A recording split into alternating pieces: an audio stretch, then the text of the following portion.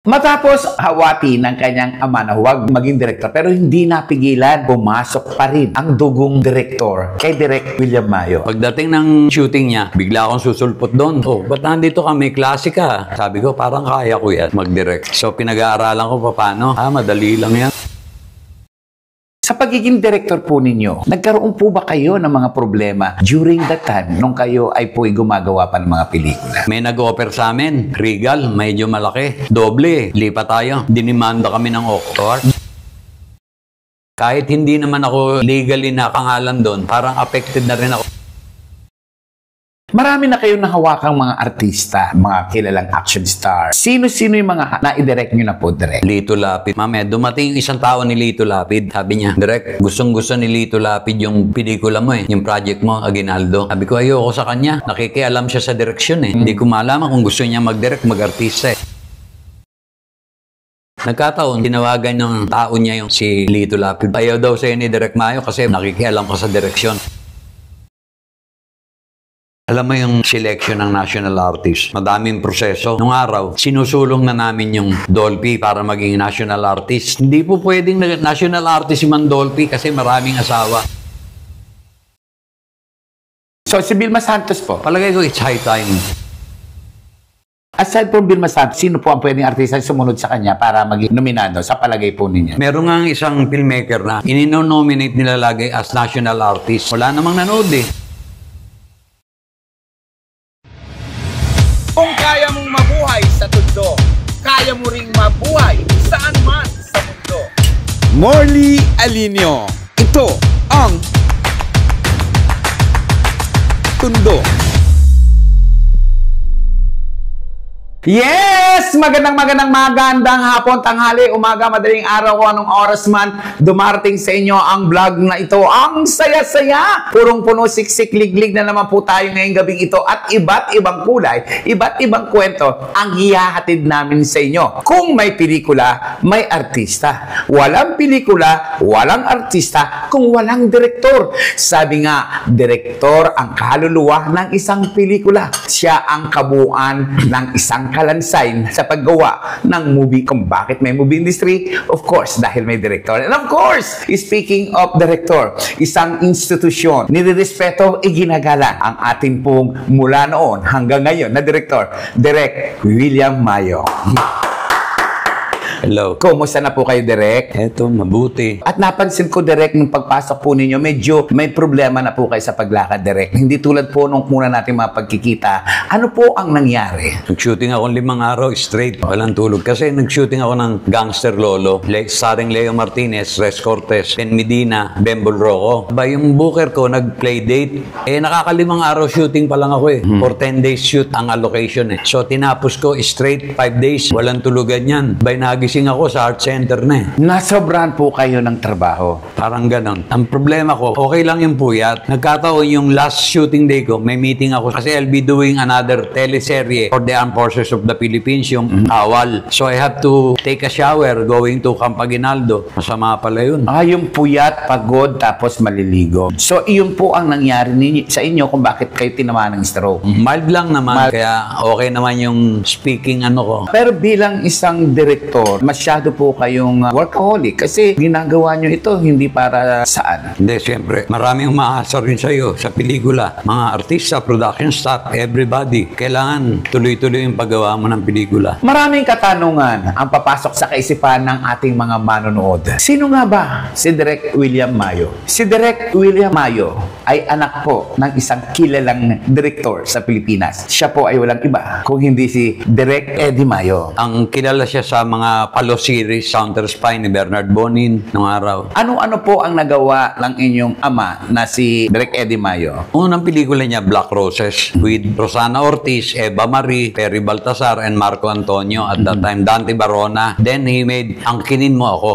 Lito Legazpi and Jessica Pica, and Walang Impyerno sa Matatapang with Vic Vargas, Johnny Delgado. Isang ordinaryong ama si Direk Eddie na kung saan ay ayaw niyang pumasok sa showbiz world ang kanyang anak na na si William Mayo. Pero hindi siya nagtagumpay dahil ang sabi nga, nasa dugo ang pagiging direktor. Paano yung sinuway ang kagustuhan ng inyong tatay na huwag kang mag-showbiz, na huwag kang maging direktor? Nung araw, kumukuha ako ng pre-med sa UE. Gusto kong maging doktor eh. Nako, sinama ako sa shooting minsan. Ginagawa niya yung Black Roses. Agent yun eh. Na may mga sexy sila Eva Marie. Sabi ko, parang kaya ko yan mag-direct. So, pinag-aaralan ko paano. Madali lang yan. Sabi ko yan. Kasi ramdam ko eh. Kaya ko eh. Eto na. Pagdating ng shooting niya, bigla akong susulpot doon. Oh, ba't nandito kami? Klase ka. Dad, gusto mo maging doktor ako? Direktor, pareho din yan. Mentor eh. Mentor.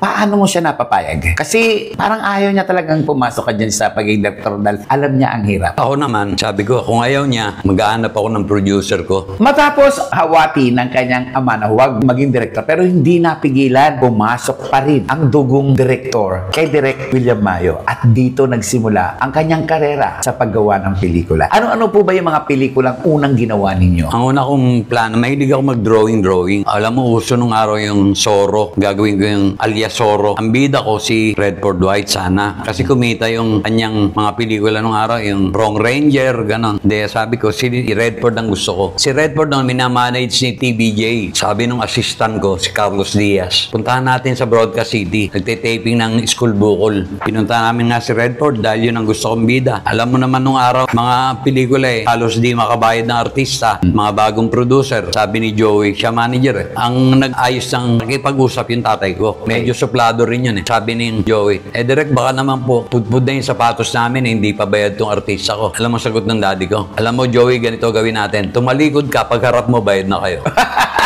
Sabi ko, sa patay na, wala na to. Hindi na magkakasundo. Nag-iisip na ako sino. At that time, suggestion, direct kunin mo na lang bida si Rolly Quezon. Huwag ka mag-alala. Ang leading lady naman natin, si Alma Moreno. Oo.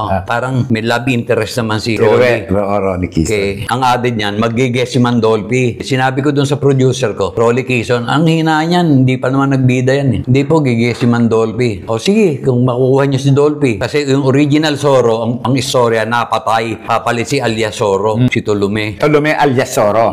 At ang bida dito, nung matapos ang pelikula ay si George Xavier. Kasi nga, eto nangyari. Di, okay na, Rolly na kami. Sabi niya, eto yung kontrata. Papirmahan nyo kay Mandolfi na mag-guess siya. Di, pinuntahan ko si Mandolfi. Lakas ng loob ko eh. Mandolfi, gusto po ng producer, pirmahan nyo tong agreement na mag-guess kayo eh. Guess lang ako, papipirmahin mo ako. Hindi na ako dapat pumirma. Guess lang eh. Anak ko yan eh, gigess ako dyan. Gusto po ng producer ko, may pirmahan eh. Ayaw pumayag. So, isip na naman ako. Pumutok ko yung The Man Called Tolonges. Bukal liwayway yun nung araw. Tolonges. Kunin natin to, George Xavier. Pinuntahan ko, 6-footer. Ang manager naman, si Danny Javier. Kinausap ko si Danny. Kailan shooting yan? Next week, sa Laguna. Pumayag. So, tuloy na. Okay, shooting na tayo. Hindi rin ako natuloy kay Alma. Ang ginawa ko si Carney. Carney Martin. Alam mo, bagong director eh. Pagdadating si Carney na overwhelm ako. Parang starstruck ako. Wow, ang sexy. Nagkataon yung caterer, misis ko. So, yung dadating si Carney, kumikis sa akin yan. Pag sinabi ko sa mga bata, ayan na si Carney. Iikutan ako niyan para may cover ako.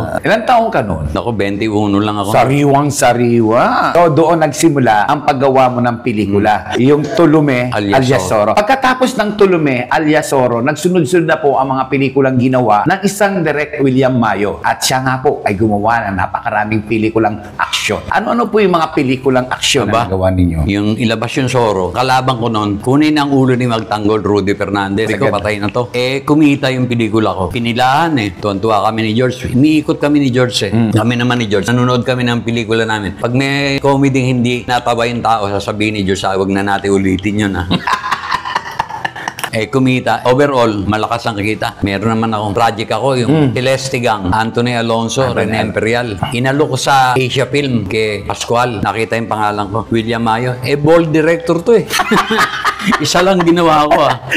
Isang bold lang ang ginawa mo, tumatak na sa'yo. Ako hindi po. Ang action po ako. Ayaw ng Emperor eh. Ginawa ko yung hanap ako ng ibang producer, Celeste Gang. Ang may-ari naman yan, People's Journal eh. Nung ginagawa ko ng Celeste Gang, ginawa rin ng GP yung yung pinag-alokan ko, ginawa din nila Celeste Gang. Sa iba naman nila kinuha yung story right. Sa tatay. Ako ito sa anak eh. Nagdimandahan kami. The question of who has the better right? The tatay or from the anak na talagang member ng Celeste Gang? Sabi ko na lang, gawin na lang natin para pareho. Tingnan natin kung sino kikita. Ang bida naman niya, Bong Revilla. Ako, Anthony Rene Imperial. So, mas kumita yung pelikula ninyo kumpara doon kay Senator Bong Revilla. Hindi sa ko Celeste. masabing because of Bong Revilla, kundi maganda yung mga sining nakuha ko. Pagkatapos ng Celeste Gang, ano na po yung mga sumunod na pelikula ninyo na talagang tumabaw sa pelikula at hindi na malilimutan sa history ng paggawa ng pelikula? Nagkaroon ng kudita sa Tugigaraw. So, it involves Aguinaldo. Napatay si General Florendo. Pinuntahan ko yun. Kinukuha ko yung istorya. Wanted siya ng buong armed forces eh. Sabi ko, governor siya at that time. Suspended nga lang. Yung pelikula niya gusto kong gawin. Sabi niya, sino bida? Lito Lapid po. Inalo ko sa Regal. Nagkataon na tambay ako sa 50-50. Alam mo naman yung escolta eh. Kapihan ng mga taga-pelikula yun. Mamaya, dumating yung isang tao ni Lito Lapid. Sabi niya, Direk, gustong-gusto ni Lito Lapid yung pelikula mo eh. Yung project mo, Aguinaldo. Sabi ko, ayoko sa kanya. Nakikialam siya sa direksyon eh. Hindi ko malaman kung gusto niya mag-direct, mag-artista eh. Pero kasikatan ni Lito Lapid yun. Yun yung mga panahon ginawa niya yung mga Padelo. Nagkataon, tinawagan ng tao niya yung si Lito Lapid. Ayaw daw sa'yo ni Direk Mayo kasi nakikialam ka sa direksyon. Kinausap ako, Direk, kausapin niya. Sabi ni Lito, Direk, di naman ako nakikialam. Nagsasuggest lang ako. Ganun na rin yun. Sabi. Pero Lito Lapid, syempre, ibang usapan yun. Sino ba producer mo? Ako. Sabi niya, Regal Films. Kinausap ako ni Father. Ni Father. So, malangit na ang kaluluwa ni Father. Okay. Tinatawag ako. Makabait na tao. Sabi niya, Direk, magkano ba talent fee mo? Sabi ko, 300,000 po ako eh. Muntik na mahulog eh. So, puan. Sabi niya, ay, di gaya. Sekretary niya. Pakita mo kay Direk yung mga kontrata ng mga director dito. Mga 50,000, 30,000 lang. Father, wag na po. Kasi iba naman yung ginagawa nila sa ginagawa ko eh. Sabi niya, alam mo, when I talk to you, I remember your father. At pagkatapos po ng pelikula na inyong ginawa, ano-ano pa po yung mga sumunod na pelikula ninyo? Then, nagkasama kami ni Lito Lapid sa Aguinaldo. Tuloy po sa Aguinaldo? Yes. Alam mo yung kinita ng Aguinaldo? Anniversary ng Regal yun, pinalabas. 35 million on the first day. With a budget of 25 million at that time. Talaga namang super yun. Ang lakas na pelikula. At nasundan po, bukod po sa Aguinaldo, meron pang Lapu-Lapu. Hindi pa yan. Kasi naging kaibigan ko si mga Ram eh. Nagustuhan ko yung istorya ni Billy Bibit. Nung kumita yung Aguinaldo, ang kasabay nung inilabas, yung Sharon tsaka si Ariel Rivera ng Viva. So medyo naungusan ko yun. Nagbulong sa akin, direct tawag ka ni Boss Vic. Gusto ko lang makausap. Dumating ako sa Viva. Niikutan ako ni Boss Vic. Next project mo, Billy Bibit po. Gusto ko yan. Akin yan. Naku, hindi na po pwede. Bakit hindi? Nag-down na po si Boss Wilson. Wilson Cheng. Sabi ko kay Boss Vic, sinong bida? Romel Padilla. Sino yun? Kapatid yun ni Robin. O ano ngayon, kapatid siya ni Robin. Pagbigyan mo na ako dito, direct, okay yan. Alam mo naman yung mga Padilla, magagalang yan eh. Pagdating ni Robin, direct, nagmano ka agad. Giges ako gringo, as gringo. O sige, dumating yung Romel. O sige, sa'yo na. Bilibibit. Sabi ko kay Boss Vic, ang gusto kong leading lady si Anjanet Abayari. Pag yun, direct, mahal yun eh. Si Bingloy Saga na lang. Makakatipid tayo dyan, mga 500,000. Ngayon, yung 500 mo natipid, pasabog ka ng kahit ano halagang 500,000 para malaki pelikula. Ang line producer ko, Jesse Ercito. Sabi ni Jesse sa akin, direct, huwag ka mag-alala. Remember, ang line producer mo is the brother of the president at that time. Ha? Kahit ano kailangan mo sa military. Ka Jesse, kailangan ko ng C-130. Kasi nung lumanding sila Bibit galing Cotabato, nakasakay sa C-130. Isang batalyong sundalo kasama. Alam mo, tapos na shooting, iniintay ko pa yung C-130. Ayoko i-declare na tapos na yung pelikula. Kasi pinangako mo sa akin C-130. Direct, okay na yung pelikula, maganda na eh. Hindi, shooting natin yung C-130. Nice shoot. Hindi. Alam mo, ginawa? Nagpa-mock up ng eroplano. Ang laki ng eroplano. Sumunod po nun, ano po yung mga sunod-sunod na pelikula? Pwede po bang pakimension? Ginawa ko yung Lapu-Lapu. Ginawa ko yung Angel de la Guardia. Regal. Balik Regal ako eh. Sino naman po ang naging? Jeric Rabalion. Ginawa ko muna Bunso, Octo Arts. Si Jeric Rabalian. Ang nangyari, si Jeric naging close ko. Sabi niya, direct, yung talent fee ko nakapik sa ganito eh. Ano kaya ang maganda nito? Humirit tayo kay Boss Orly. Hindi pwede. May nag-offer sa amin. Regal, medyo malaki. Doble. Lipat tayo. Dinimanda kami ng Octo Arts. Doon nagkaroon ng issue dahil may mga pelikula pa raw na dapat gawin noon si Jeric Rabal under Octo Arts pero bigla itong lumipat sa Regal Film. Humihirit, kumita naman eh. Sana naman madagdagan kahit konti. Kasi yung kinikita ni Jeric doon, parang hindi sufficiente doon sa kanyang nagiging resulta. Parang binarat. Sa Regal naman po, ano-ano naman po yung mga pelikulang nagawa ninyo? Ginawa kong una doon yung Sagot Ko ang Buhay Mo with Jeric and Claudia Coronel. Tapos ginawa ko Angel de la Guardia. Angel de la Guardia, sino naman po ang bida rito? Jeric, Brando Legaspi, Simon Compiado, Isabel Granada. Ang sumunod pong pelikula, Ginawa ko yung Pistolero. sino naman po ang bida rito? Pinagtandem na kami ni Jeric sa Regal eh. Lahat ng Regal, Jeric, ako director nun. So, nakailang pelikula kayo ni Jeric sa Regal? Nasa 12 yata. Napakadami. Ano yung pinakahuling pelikulang ginawa nyo with Jeric Rabal? Yung Manila's Finest. Story yun ni Colonel Jimmy Chu, dating presidente ng PAMAS. At kumita po itong pelikulang to. Kumita yung pelikula na yun. Nirelease ko yan sa Bibay. Sa dami-dami at hinaba-haba po ng nilakad ni Director William Mayo bilang isang direktor, sa ating paglalakad, kuminsan natatalisod tayo, nagkakaroon ng problema. Sa pagiging direktor po ninyo, nagkaroon po ba kayo ng mga problema during that time nung kayo ay po'y gumagawa pa ng mga pelikula? Maliban no sa mga demanda ng producer, kasi nga dahil tinulungan ko si Jeric makaalis sa Okto eh. So, humano kami na abogado. Nakalagay sa contract kasi that only the production can terminate the contract. Sabi ng abogado, hindi pwede yun. Kailangan parehong partido may karapatan. Kahit naman sa kasawa eh. Pag ayaw na nung isa, hindi mo pwedeng pigilin yun eh. Ayaw na eh. The contract is laging dalawa between you and me. Hindi pwedeng ikaw lang. Kayo ba'y nakasuhan din kasama kayo sa kaso? Kahit hindi naman ako legally nakangalan doon, parang affected na rin ako dahil ako nag-aalaga kay Jeric at that time. Kumusta na yung naging kaso? Nanalo po ba kayo? Talo po ba kayo? Nanalo naman. Marami na rin po kayong mga nagawang pelikula at sa dinami-dami ng mga pelikulang ito po na inyong nagawa ay nagkaroon po kayo ng mga nominasyon at kayo po ay nanalo rin sa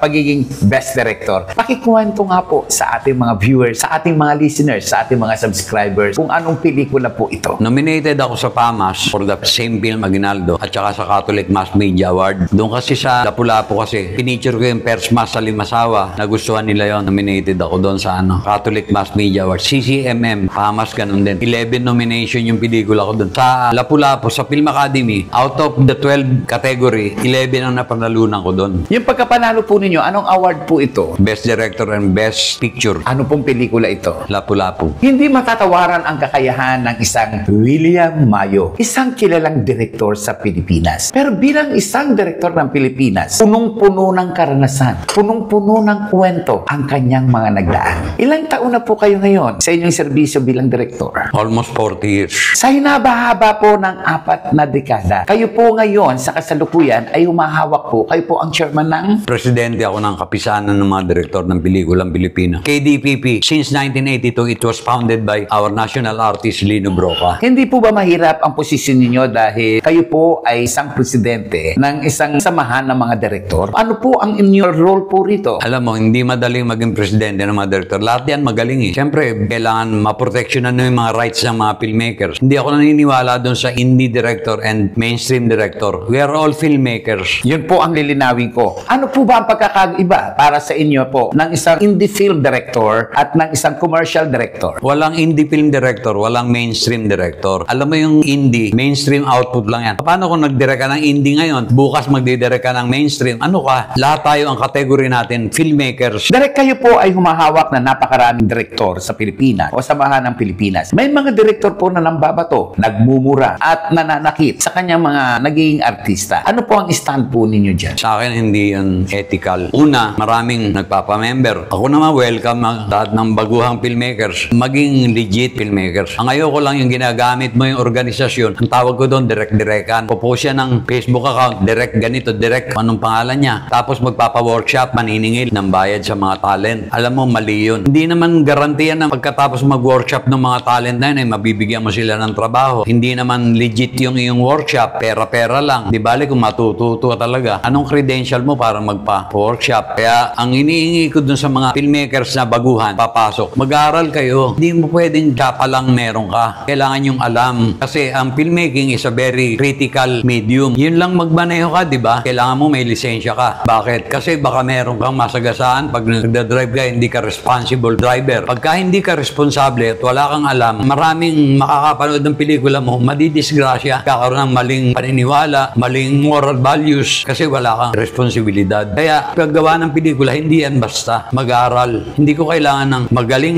na director. Ang kailangan ko, responsible filmmakers. Yung may konsiderasyon sa mga interest ng iba't ibang sektor ng pelikula. Ano yun? Interest ng manonood. Siyempre, di ba? Kapanood sa'yo, ganun pala yun. Mali pala yung pinapanood niya. Nabudol mo siya. Hindi kumita. Yung responsibilidad mo mo sa producer mo, yung nag-finance, hindi bumalik yung pera. O, responsibilidad mo sa mga artista. Professional yung mga yan. Mumura-murahin mo lang sa set. Ito po yung kaso din na madalas may mga nagsusumbong na mga kabataang babae, kabataang lalaki, na sila ay naaabuso ng mga direktor. Hinihipuan, sila sexual harassment. Ano po ang stand po dyan ng inyo pong samahan kapag may dumulog po sa inyo, karoon ng ganitong problema? Basta ako, ang kailangan ko, formal complaint para maka-take action. Kasi kung chismis lang, ay marites lang yan. So, hindi ka patol-patol. Isulat mo, pirmahan mo, patatawag ko yung member. May reklamo sa'yo rito, anong sagot mo? Due process din tayo. Due process tayo. Hindi pwedeng pinagbintangan lang eh. Kinonfirm na. Maraming ganon eh. Hindi mo na ibigay yung role na gusto ko eh. Lalagyan kita ng kaso. Marami na kayong nahawakang mga artista, mga kilalang action star. Sino-sino yung mga na-direct nyo na po direct? Si Jeric Rabal. Ian Veneracion. Ian Veneracion. Tito Lapid. Tito Lapid. Yung iba dyan, mga kaibigan ko. Philip Salvador, kaibigan ko yan. Si Bong Revilla, nahawakan nyo na po. Pero kaibigan ko din Bong yan. Revilla. Direct sa mga nahawakan nyo pong mga artista, mga aktor, sino po yung masasabi ninyong magaling talaga? Ang magaling sa akin, iba-iba ang kategorya eh. Sunod sa instruction. Meron kasing maganit. Sino po yung maganit na yan? Kawawa naman. Ibig sabihin sa maganit, ang dami mo ng ulit na sinabi instruction, hindi niya magawa-gawa. Sino po ito? Pwede ba yun? Kagdali, ay, pabubulong ko lang. Kung sino to aktor na maganit, ayan, ibubulong sa akin. Ay, oo nga, kasi di ba bagets pa yan? Itong bagets na tinutukoy niya na maganit ay mula sa isang grupo ng mga kabataan na naging action star, guwapo siya. Pero talaga, ba't nasabi niyo pong maganit itong aktor na Alam mo yan, ito? nagsimula, extra ko yan. Hindi naman extra, supporting actor ko yan. Ilang beses ko na sinasabi ganito gagawin mo. Feeling niya, bida siya. Hindi ka bida rito, supporting ka lang. Dapat alam mo yun. Iba yung acting ng bida sa acting ng supporting. Iisa-isahin natin ang mga artistang nahawakan ng isang premiadong direktor na si Direk William Mayo. Una, Direk, ano ang masasabi nyo kay Senator Bong Revilla bilang isang artista na minsan isang panahon na igawa nyo ng pelikula at nakasama nyo nga? Alam mo, si Senator Bong, hindi lang siya artista. Marunong din siya sa production. Si Jeric Rabal, anong klaseng artista naman po siya? Si Jeric, pag sinabi mong talon, tatalon yun kahit walang second mind yun, without thinking. Meron nga ang stand niyang ginawa, hinahabol siya ng kotse. Dulo nung habulan, sabit siya sa lubid para hindi siya mabangga. Pag sabit niyang gano'n, akalain mo naputol yung lubid, na-shoot siya sa mga simento na nabali yung kamay niya. Si Anthony Alonso po, kumusta naman siya bilang artista noon? Actually, si Anthony producer din yan eh. Triple A production. Magaling yan.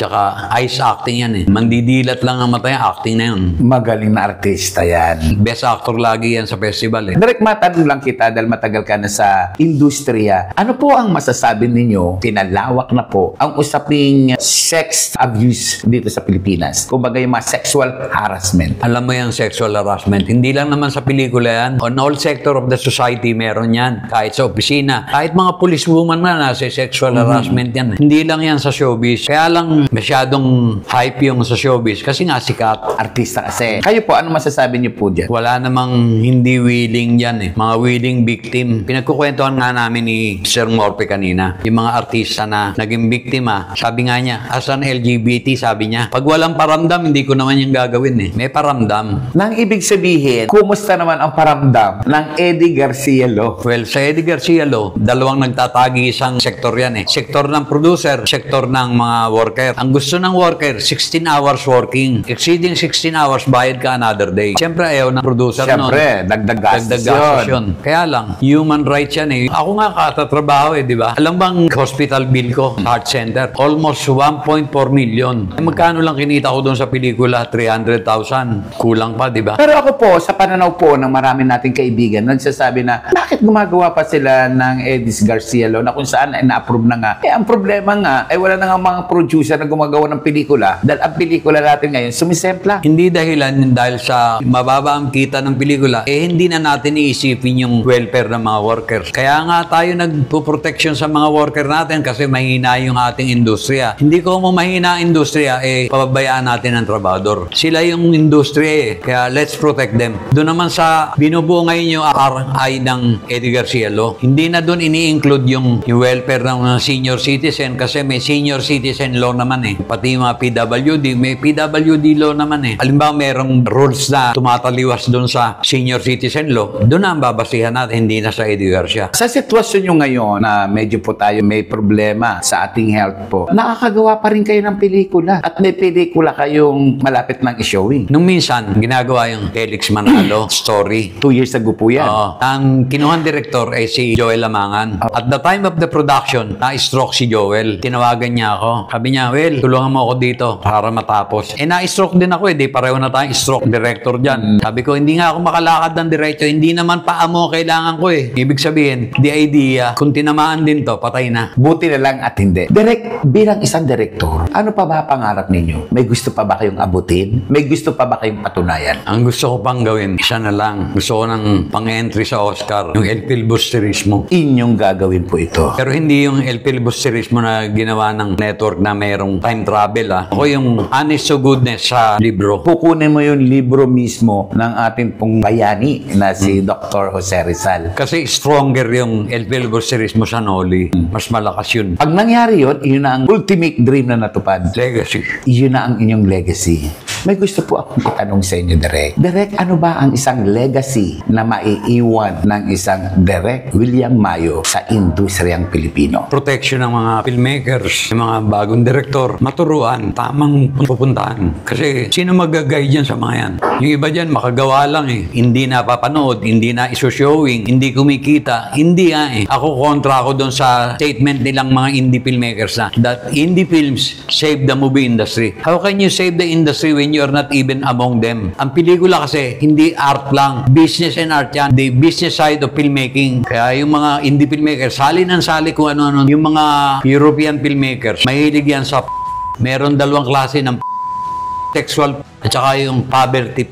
Ito po ba ay nakakatulong? Ang mga indie films po ba na nagpapakita ng mga problema ng lipunan, ang kahirapan, ang sexual abusement, ang mga usaping hindi nakakaganda sa Pilipinas o yung mga dapat ay hindi na napag-uusapan? Nakakatulong po ba ito? Sabi nga nila, para malaman natin ang tama, pakita natin yung mali. Hindi ako agree doon. Bakit natin hindi pakita yung tama para malaman tama talaga? So, para sa inyo, hindi dapat ipakita ang mali para makita lamang ang tama. May mensahe po ba kayo sa mga indie filmmaker? Gumawa tayo ng pelikula, panonoorin. Meron nga isang filmmaker na inino-nominate nila lagi as national artist. Bilang isang member ng cinema committee sa NCCA, kumukontra ako. Sabi sa akin nung isa, Direk, ang gaganda po ng pelikulang ginawa niya. Maganda nga, napanood ba? Wala namang nanood Una, what is beauty without seeing? Ikaw ba masasabi mong maganda yung babae na yan? Hindi mo naman nakikita. Ang pelikula, masasabi mo lang maganda pag napanood mo. Meron nga isang nanalo sa festival sa abroad. Pinanood namin yung pelikula. Kami ni Leo Martinez. Alam mo si Leo, ano rin yan film director din yan. Paglabas na namin ng sinehan, in-interview siya. Maganda po ba yung pelikula? Maganda kung nakita ko. Hindi ko nakita madilim paano? Alam mo naman yung mga indie. Basta ang pelikula, lakad ng lakad. Walang pupuntahan, walang ilaw, magalaw ang camera. Indie yun. Speaking of NCCA, kung saan kayo dito ng mga national artists, di ba? Yes. Ano pong masasabi ninyo dito sa sinasabi pong dapat na pong maging national artist ang isang Vilma Santos? Alam mo yung selection ng national artist, madaming proseso. Nung araw, nagtatagisan yung mga opinion dyan. Maganda naman yun.